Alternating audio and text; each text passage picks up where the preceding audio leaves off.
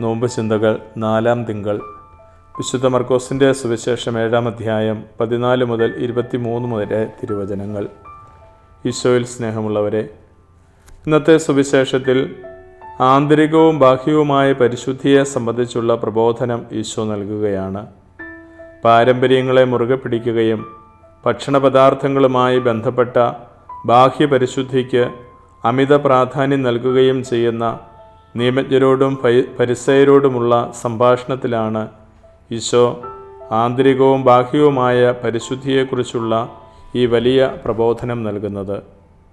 യഥാർത്ഥ പരിശുദ്ധി ബാഹ്യമോ ആചാരപരമോ അല്ല, മറിച്ചത് ആത്മീയവും ഹൃദയപരവുമാണ്.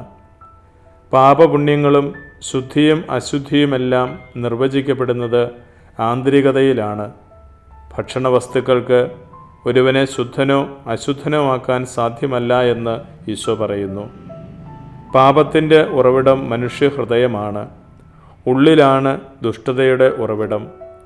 ഉള്ളിൽ നിന്ന് വരുന്നവയാണ് മനുഷ്യനെ അശുദ്ധനാക്കുന്നത് എന്ന് ഈശോ പറയുകയാണ്.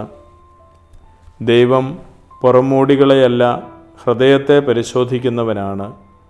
യഥാർത്ഥ ആത്മീയത ഹൃദയത്തിൽ നിന്നാണ് ആരംഭിക്കേണ്ടത്. ഈ നോമ്പുകാലത്ത് നമുക്ക് ഹൃദയ പരിശുദ്ധിക്ക് കൂടുതൽ പ്രാധാന്യം നൽകാം. ആത്മാവിനെ കളങ്കിതമാക്കുന്ന എല്ലാ തിന്മകളിൽ നിന്നും അകന്നു നിൽക്കാൻ പരിശ്രമിക്കാം. ഈശോ അനുഗ്രഹിക്കട്ടെ. ആമേൻ.